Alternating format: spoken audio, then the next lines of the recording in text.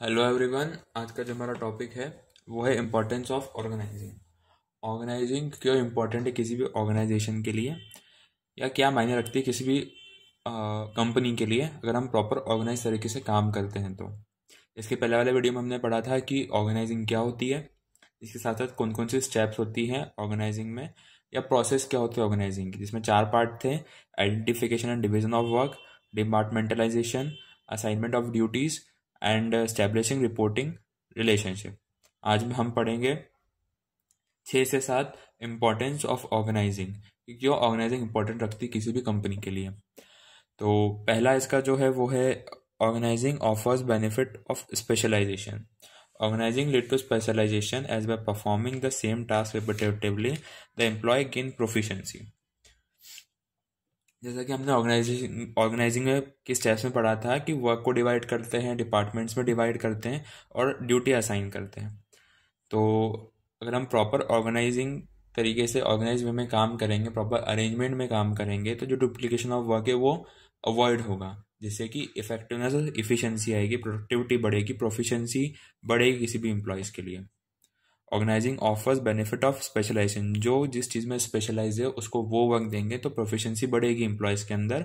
Same task repetitively नहीं होगा तो इफिशियंसी भी आएगी वर्क के अंदर। सेकेंड है it brings clarity in working relationship. The process of organising involve establishing a hierarchical order of well defined jobs.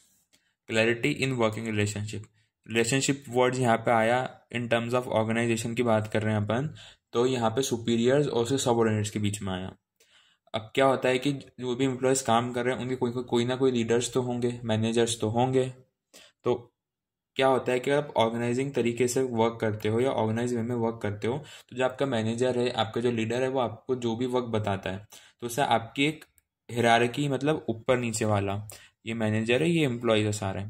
तो ये जो वर्क हैं, अगर मैनेजर अच्छे से इनको वर्क असाइन करता है तो जो ऑर्गेनाइजिंग है उसमें इफेक्टिव तरीके से काम होगा, ऑर्गेनाइजेशन है उसके अंदर, कंपनी में अच्छे तरीके से काम होगा। Manager clearly defines the job और job descriptions. It means organisation में आप जो भी मैनेजर या लीडर्स रहते हैं वो डेलीगेट करते हैं अथॉरिटीज़। आपको ये काम करना है, आपको ये काम नहीं करना है, इस तरीके से काम करना है। तो अगर वो अच्छे से करेंगे डेलीगेट, तो एक अच्छा रिलेशनशिप बनेगा, वर्किंग रिलेशनशिप। थर्ड है it leads to optimum utilisation of resources. Effective organisation ensures proper allocation of jobs and helps to avoid duplication of activities. Optimum utilisation of resources, resources का optimum utilise करना। अगर effective organising होगी तो वो ये ensure करेगी कि job है वो सही जगह पे सही इंसान काम कर रहा है, डुप्लीकेशन ऑफ वर्क नहीं होगा, कॉन्फ्लिक्ट्स और कन्फ्यूजन नहीं होंगे, एक ही काम को दो दो बार नहीं करना पड़ेगा। अगर हर चीज़ पर्टिकुलर वे में, सिस्टमेटिक वे में, ऑर्डर वे में है, तो ऑर्गेनाइज है प्रॉपर, तो कंपनी में डुप्लीकेशन ऑफ एक्टिविटीज़ नहीं होगी और एलोकेशन ऑफ जॉब जो है वो प्रॉपर होगा, जिससे कि इफिशियंसी आएगी ऑर्गेनाइजेशन के अंदर। नेक्स्ट वन है it facilitate adaptation to change. Organizing helps to create a stable organization and ensure that the required changes do not impede the survival and growth of the organization. जैसा कि हमने इसकी steps में पढ़ा था कि इसकी सेकंड स्टेप जो होती है वो है डिपार्टमेंटलाइजेशन। वो यहाँ पे बहुत इंपॉर्टेंट रोल प्ले कर रही है इस वाले पॉइंट में। अगर हमने किसी भी पूरी ऑर्गेनाइजेशन में अलग अलग डिपार्टमेंट डिवाइड कर दिए हैं, ठीक है, और किसी एक डिपार्टमेंट में चेंज आता है तो हम उसी डिपार्टमेंट को चेंज करेंगे, बाकी पूरी ऑर्गेनाइजेशन में कोई इफेक्ट नहीं होगा। सपोज कोई नई टेक्नोलॉजी आई, ठीक है, तो टेक्नोलॉजी को चेंज करना पड़ा, हमने उसका डिपार्टमेंटलाइजेशन कर दिया था इधर ही। सपोज टेक्नोलॉजी का वर्क इस डिपार्टमेंट में हो रहा है, तो जो भी चेंजेस आएंगे, जो भी इफेक्ट्स आएंगे, वो सिर्फ एक पर्टिकुलर डिपार्टमेंट में आएंगे, पूरी ऑर्गेनाइजेशन में नहीं आएंगे, सिर्फ यहीं पर आएंगे। तो it facilitate the adaptation to change, changes जहाँ पे होते हैं वो ऑर्गेनाइजिंग उसको आसान कर देता है। नेक्स्ट वन है it leads to effective administration. Organising makes it easy to manage the organisation and promotes effective administration. ये सेम पॉइंट है एडमिनिस्ट्रेशन वाला। जैसे कि सपोज जो ग्रुप है, जो जॉब्स हैं वो अलग अलग ग्रुप में डिवाइड हैं, और हर एक का हर एक डिपार्टमेंट है और हर डिपार्टमेंट को कोई ना कोई लीड कर रहा है। तो जब इस तरीके से ऑर्गेनाइजिंग वे में काम होता है, हर डिपार्टमेंट का एक लीडर है, हर वर्क के लिए एक मैनेजर है, उसके अंदर सब सबऑर्डिनेट्स काम कर रहे हैं, एम्प्लॉयज कर रहे हैं, तो ये क्या करता है, इफेक्टिव एडमिनिस्ट्रेशन को लीड करता है, जिससे एडमिनिस्ट्रेशन में इफेक्टिवनेस आती है।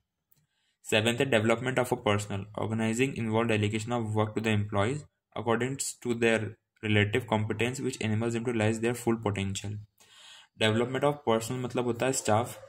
अगर ऑर्गेनाइजिंग में क्या होता है कि आप वर्क डेलीगेट करते हो एम्प्लॉयज़ को, अगर आप प्रॉपर तरीके से वर्क डेलीगेट करते हैं, उनके पोटेंशियल को जान के, उनकी कंडीशन को जान के, उनकी कैपेबिलिटीज़, उनकी स्किल्स को जान के, तो उसमें जो एम्प्लॉयज़ काम कर रहे हैं उनका डेवलप होगा, वो अपने पोटेंशियल जान पाएंगे, उनमें कितनी काबिलियत है वो चीज़ पता कर पाएंगे, तो ऑटोमेटिकली जो आपका स्टाफ है, ओवरऑल स्टाफ का डेवलपमेंट होगा।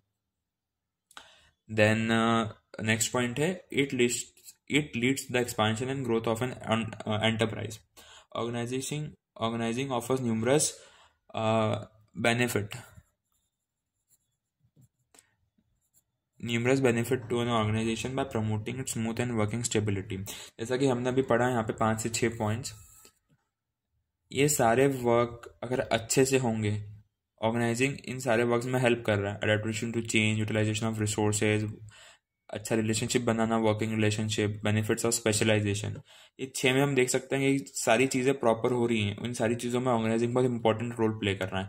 तो ultimately it lead to the expansion and growth of the enterprise. अगर ये सारे काम अच्छे से हो रहे हैं और ऑर्गेनाइजिंग की वजह से हो रहे हैं, हम प्रॉपर ऑर्गेनाइज कर रहे हैं, उस वजह से सारे काम हो रहे हैं, तो जो ऑर्गेनाइजिंग है उसमें ग्रोथ और एक्सपांशन होगा किसी भी एंटरप्राइज का, ऑर्गेनाइजेशन आगे बढ़ेगी। तो ये था हमारे 6 से 7 इंपॉर्टेंस ऑफ ऑर्गेनाइजेशन, कि कैसे organising plays a vital role in a company, in an enterprise।